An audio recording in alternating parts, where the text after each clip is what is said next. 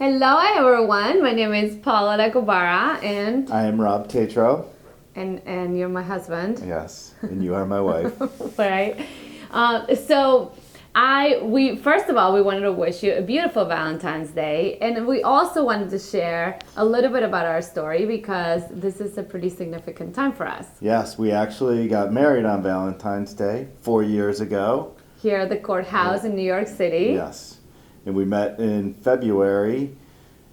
2 years before then?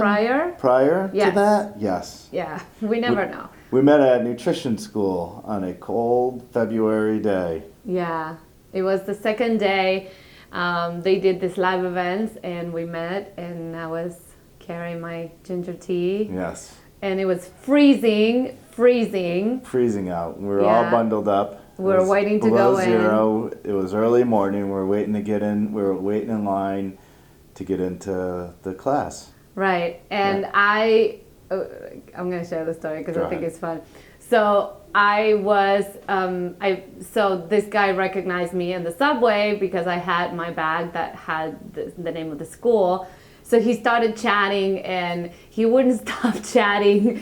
And I'm like, all right, I want to be with my friends. And then he joined me and my friends. And I'm like, oh my God, he wasn't stopping. So I looked forward and I see Rob, and he felt very safe. So I thought the greatest idea was to go and talk to him to get rid of the other guy. Yeah, to flirt. Well, that's what he says. But Yeah. maybe, because, anyway. Yes. So we met. We met right there. It was fun. Yes. Yeah, and we It was became fun. friends. We became friends, Yeah. and I was in a unhealthy relationship at the time. Yeah. And I was just getting out of an unhealthy relationship at a time. Yeah. And then I was out a few months later of my relationship. Well, when we finished the course, you made your decision to move to New York, Yep. and you sold everything, Sold my got everything business. Yes. resolved. Yeah, you were living in Maine. I was living in Maine. I had my own business, Yeah. which I was fortunate enough to sell, and I needed a change. It was Yeah. time to move on, Yeah. and so I did the nutrition school in Manhattan, and I traveled from Maine to Manhattan for a year on the weekends. It was like one weekend a month or something like that. Yeah. And I felt the energy of the city, and I needed a spark in my life. Yeah. I found one. You found a couple. I found a couple sparks. New York and me. Yes. Yes. Anyway. Very combustible. Yeah. Yes. Well, and I think one of the journeys for me too was that I've usually I have a history of having an unhealthy relationship with men. And so for me, I never really knew what love really truly was. I thought that love was you scratch my back, I scratch yours. That love was being there unconditionally for each other, but really was more conditionally. So I really never knew what love was. And I was always in the good girl mode, thinking that I had to please the other person in a relationship, and being the one that sacrificed in the relationship to then be very resentful towards that person because I wouldn't receive in return. And I think So so what would happen is you were trying to be the good girl all the time, and make everything perfect for me, make me comfortable, and then like you said, you would get resentful, and then it would explode. right, Yeah. and then the bitch will come out. Yes. Yeah. So tell us, I like to hear, and I think all of us, because most of us are women who are in this kind of relationships or are looking to find a good relationship. What was, from the men's point of view too, what was that for you? Well, from the men's point of view, if there's too much of the good girl, then it gets boring because we get our way all the time, or we can Yeah. kind of. So the good girl is the want. pleasing. It's the pleasing, and then sometimes, and I don't know if it's human nature or what, you go beyond boundaries and take advantage of that. So Right. you Taking might advantage of the good girl. taking advantage of the Yeah. good girl, maybe like I don't know, hanging out with your friends till 3 in the morning, with stuff like that. Just little things. That is, you say that is the nature of men too, Right. like Yeah. men and women too. Right. And then when the bitch comes out, then that's when men really just like shut down, detach, and like, "Fuck, I'm out of here." Yeah. So Yeah. and there has to be a balance there for both people, for the woman and the man, because if you have one and not the one extreme all the time, then you're kind of like turned off by that. If you have an imbalance, if you have a balance, then it's more of it's a nice challenge. We don't always get what we want our way, and I think that's good in the long run. And intellectually, you can challenge each other through, Well, let's not jump into the wild woman yet, because our journey was from good girl to bitch. Mm-hmm. So I was the one who wanted everything perfect. Right. And you also had some of that too with me. Sure. Right? But for me was more about trying to make sure that everything was perfect, but then I would explode because I would put you first before me. Right. And so there was something missing that we couldn't figure out, remember? Right. I mean, remember, but we didn't know what it was. Right. And so yeah, and I think a big thing for me or for men, but at least for me in that situation, is it feels good when you're happy and you're pleasing, and the good girl seems happy and pleased all the time, and then when it goes the other way, you're like, oh my God, what do I do? happened? What happened? Yeah. And you feel bad inside because you feel like you did something wrong, and maybe you did, maybe you didn't, but that's... Well, and you feel bad because you want to please me. I Right, mean, you want yeah. me to be happy. Exactly. Well, I didn't know that. Like, I didn't know that men actually wanted me to be happy. I thought that my job was to make them happy. Right. To make you happy and to make other men in my life happy. No wonder why I had really unhealthy relationships in my life. Right, So then I knew that something's got to give, because I felt your unconditional love, and yet I also felt that I had something within me that was trapped in a cycle of being the good girl, having everything perfect, being the loving one, being the one that cooked, being the one, like trying to be it all.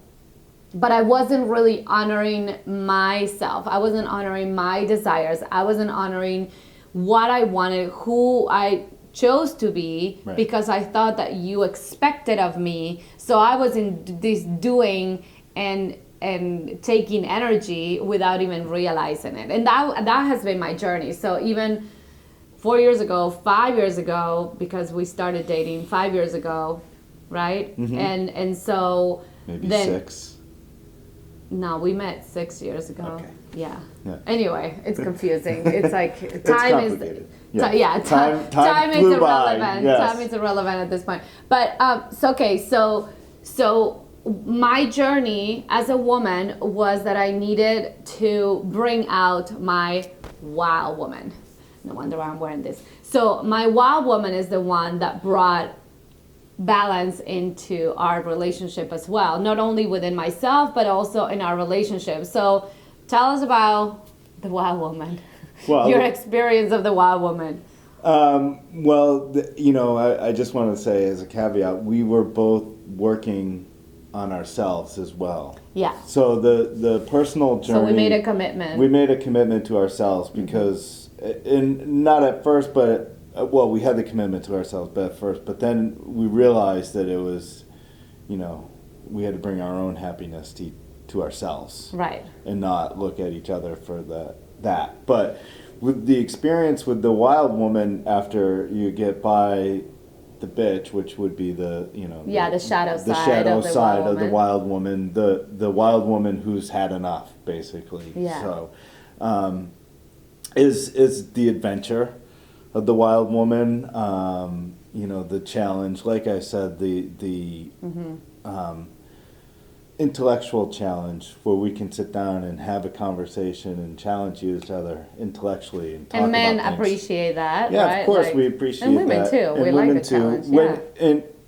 in the context of a conversation, when we speak of the bitch, then it turns into like maybe an argument, like Right. of each other Drama. trying to get Yeah. their point across and be right. And when you get past that, you can have like a challenging conversation, an intellectual conversation, or whatever conversation we're having at the time.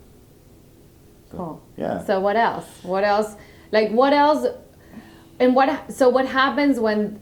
Well, what else you like about the or what else you appreciate about the wild woman? I appreciate.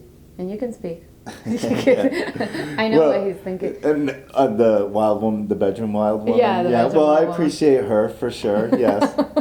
I also appreciate when the wild woman's not afraid to say what she wants. And for a man, that's really refreshing because we want to give you what you want, but a lot of times I think that in relationships, and men do this too, we kind of expect that you know what we want. Right. Or you should know what we want. And that's not always the case because there's only one person in your head. So, and it changes. So with the wild woman, she's able to set those clear boundaries. Like, this is what I want.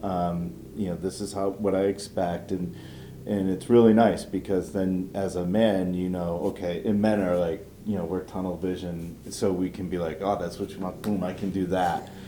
Whereas, like, what does she want? And then we start throwing, like, darts or, bird shot. Like, we'll just spray them with all this stuff and see if anything hits, Right. Well, and for me, the other side was that I would be stuck in the victim, hoping that he would find out what is it that I wanted. I kind of wanted to be seen and discovered, and I wasn't owning the fact that how can he possibly know what I want, when I want, if I'm on top of that, shifting all the time because I'm a woman. Right. Because my emotions change and my taste changes constantly. So I wasn't accepting myself and I was expecting him. So again, expecting energy, right? Like you're doing or taking. You're not in the giving and receiving energy. So there wasn't any flow. Right. And we would bicker at each other. And I would get very pissed off and then bring the bitch because he didn't find out. He didn't have the willingness to look for what I wanted instead of... So, right. Yeah. You remember those times? I remember a couple of those times. All right. And so, right. And the wild woman requires to also come in the hand of the good girl because the masculine feeds off the feminine energy. Right. The feminine energy complete. So the nurturing pieces of the good girl, the loving pieces of the good girl, you guys feed off of that as well. So we can't just be the wild woman and tell what we want and all that stuff. We also require to bring it all together, which is what I call the empowered woman, right? Yeah, absolutely. And on the other side of that, it's nice to know what you want.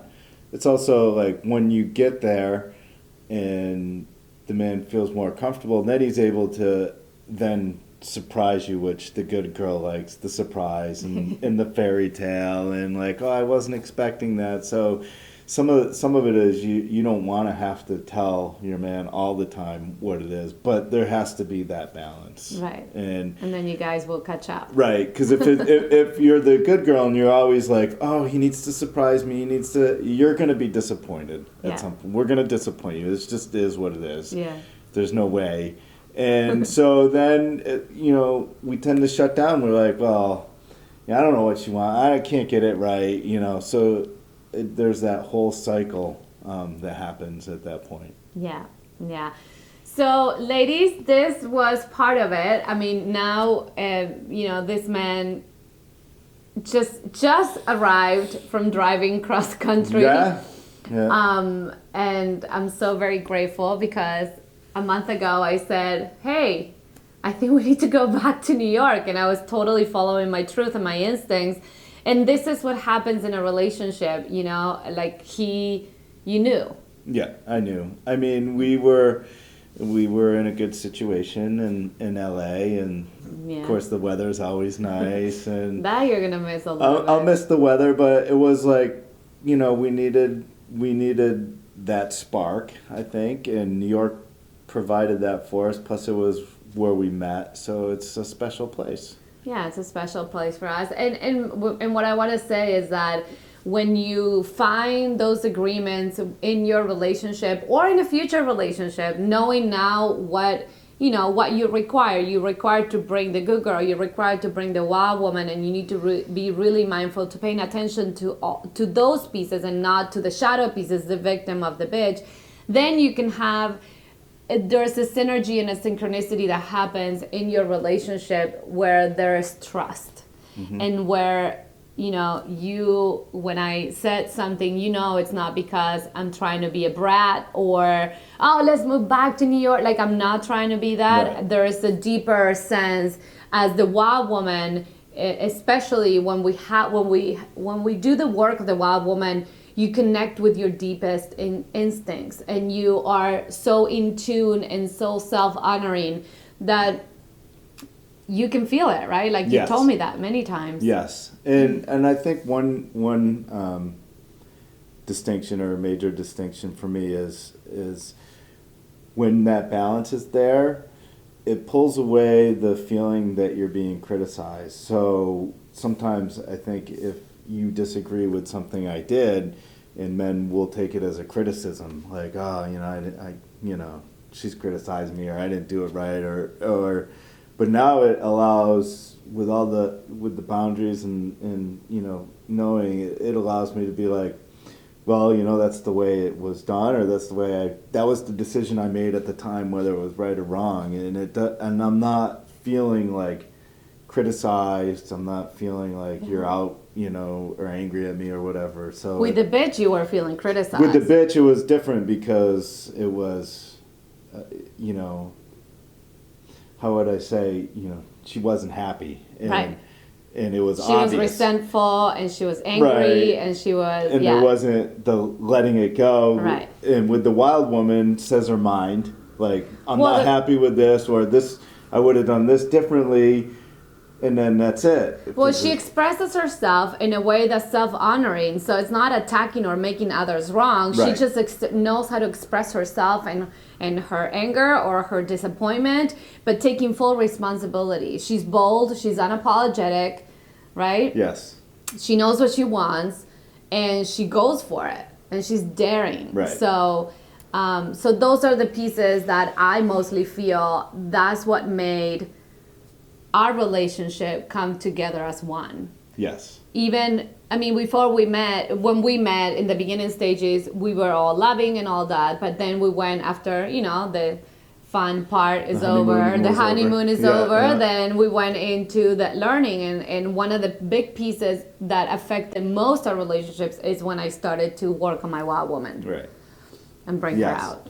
And it's refreshing as a man to be with a woman who is powerful and comfortable with the power, but also has the balance of the feminine. Yeah. So we're not kind of like in one extreme or the other, so that we feel the power, but we also feel the feminine, and it allows us to release the masculine and also be in our power to match that. So that's awesome. Nice. Thank you for sharing. Yeah, of course. Well, I hope everyone loved it, and you feel inspired to work on the pieces of yourself that are required in order to become this empowered woman that you were born to be. Happy Valentine's Day, yes. And we wish you love and excitement and all the beauty in the world. Yeah. Anything else you want to say?